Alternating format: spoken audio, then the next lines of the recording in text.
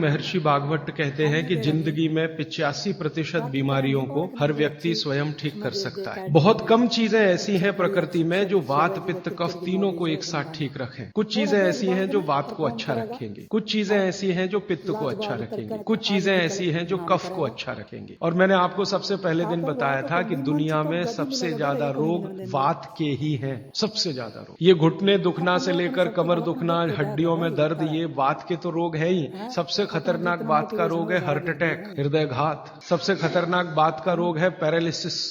सबसे खतरनाक बात का रोग है ब्रेन का डैमेज हो जाना। तो ये खराब से खराब जो रोग आपकी जिंदगी में है, इनमें वात के खत्म हो जाने की या वात के पूरी तरह से बिगड़ जाने की भूमिका सबसे बड़ी है। वात को अच्छा रखने वाली सबसे अच्छी चीज जो आपके घर में है वो है तेल।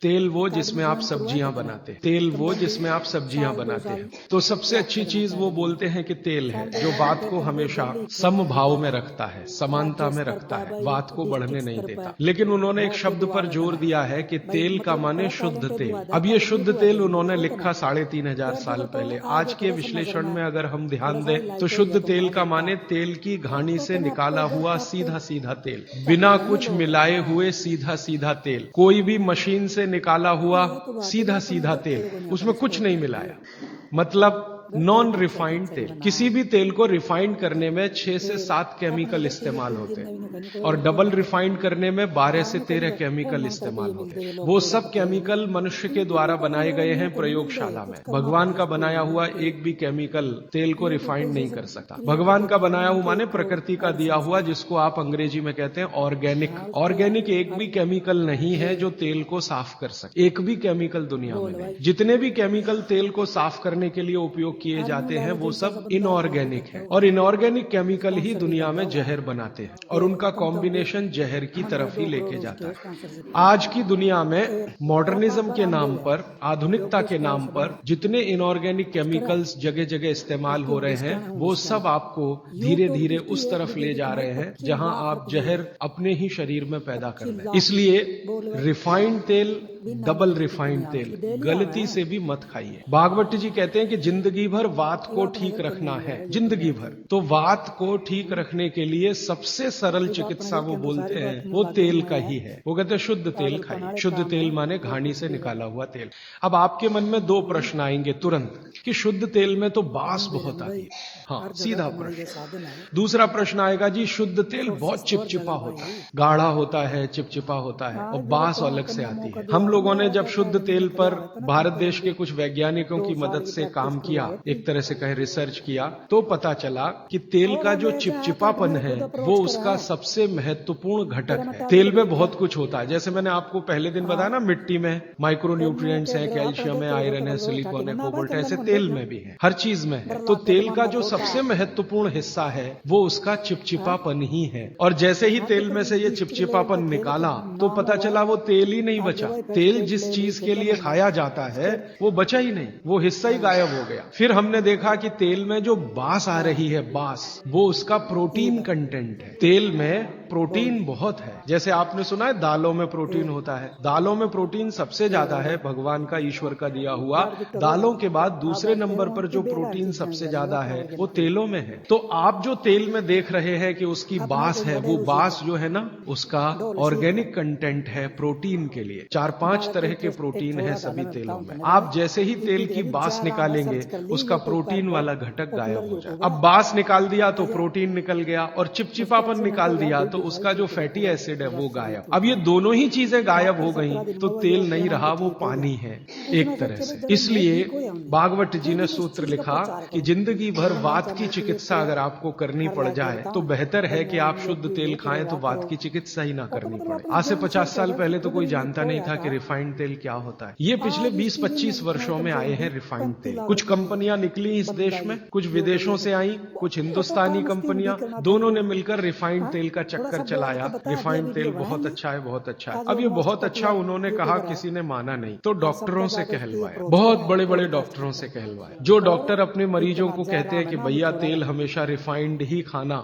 ये वाला तेल लाना, वो वाला तेल लाना, अलग अलग ब्रांड के है ना, सफोला ले आना, सनफ्लावर ले आना, ये ले आना, वो ले आना।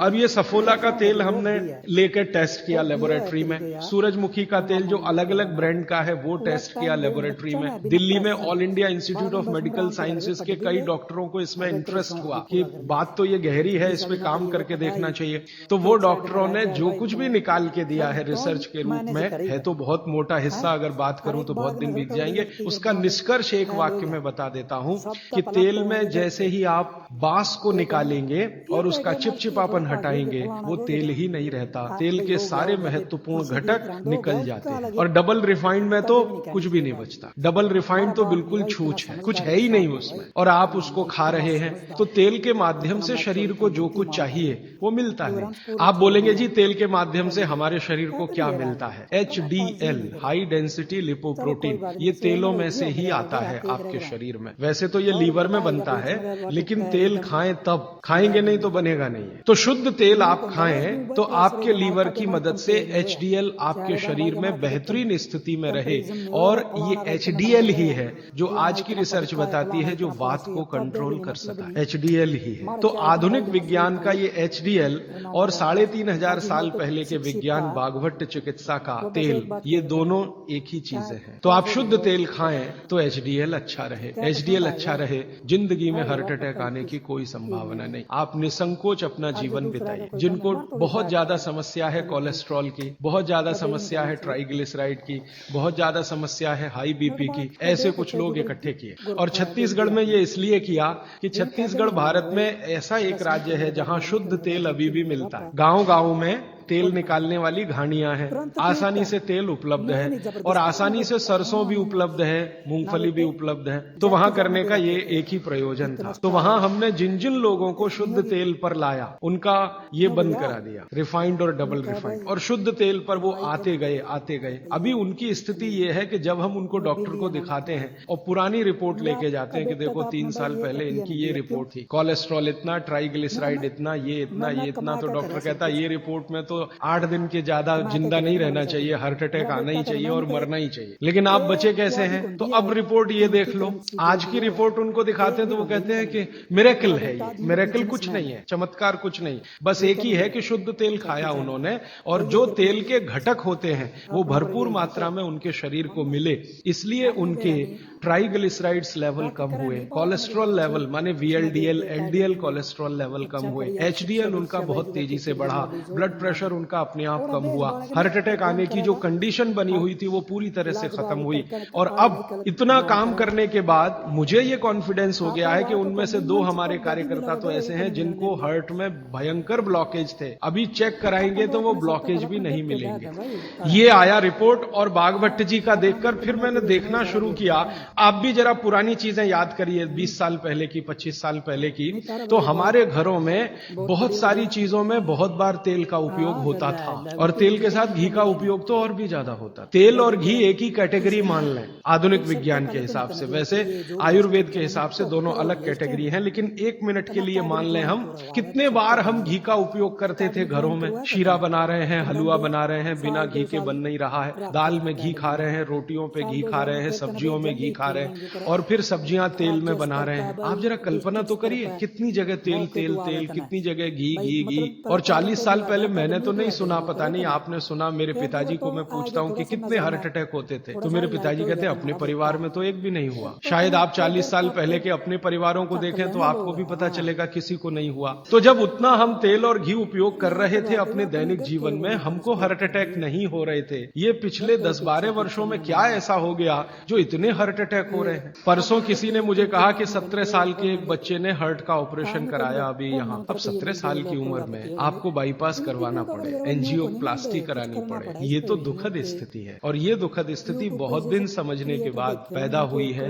रिफाइंड तेलों से, डबल रिफाइंड तेलों से। तो बागभट्ट सूत्र के अनुसार आज मैं आपको विनती करता हूं कि जिंदगी भर वात की बीमारियों से अगर बचना है आपको, तो तेल शुद्ध खाइए, तेल एकदम शुद्ध खाइए। अब आपका तुरंत अगला प्रश्न आएगा, जी में मिलता नहीं, दुनिया में ऐसी कोई चीज नहीं है जो कहीं ना मिले। अर्थशास्त्र ये कहता है कि आप डिमांड खड़ी करो, हर चीज की सप्लाई होती है। जब रिफाइंड और डबल रिफाइंड रिफाइंड तेल बिक सकता है तो शुद्ध तेल भी यहीं मिलेगा।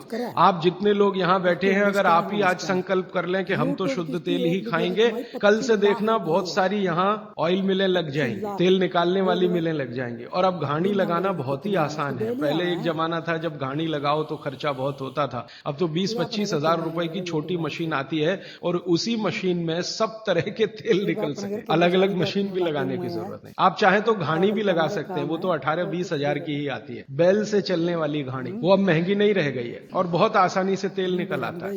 तो इसलिए आप तेल शुद्ध की तरफ बढ़ जाइए। और मैं आपको जो रिसर्च कहती है वो कह रहा हूं कि जिस तेल में चिपचिपापन जितना ज्यादा होगा वो आपके लिए उतना ही उपयोगी है। जिस तेल में बास जितनी ज्यादा होगी वो उतनी ही उपयोगी है। सरसों के तेल के बारे में सारे डॉक्टर्स ऑल इंडिया इंस्टीट्यूट के जो रिसर्च कर चुके हैं वो ये कहते हैं, सरसों के तेल का डब्बा मुंह पे लगाओ और जो आंख में से आंसू तुरंत ना निकले तो समझ लो वो नकली। उसकी इतनी तेज बास आएगी कि आंख से आंसू निकल ही आएंगे, नाक चलना आपकी शुरू हो ही जाएगी। वो कहते हैं वो उसके शुद्धता की गारंटी है। तो आप इसको अपने जीवन में ध्यान रखें। वात के रोगों को जीवन भर चिकित्सा करनी है तो तेल की मदद से ही सबसे ज्यादा उपयोगी है। और तेल खाने के तरीके आप सब जानते हैं, उन्हें बताने की जरूरत नहीं है कि सब्जी में कितना तेल डालना, दालों में या आपके दूसरे भोजन पकवानों में तेलों का किस तरह से उपयोग करना। ठीक है, अब आ जाइए वात पर। वात पर मैंने सबसे अच्छी चीज बता दी है तेल, शुद्ध तेल। शुद्ध तेल वातनाशक है। और अब जो दूसरी बात मैं कहने जा रहा हूं, इसको मैं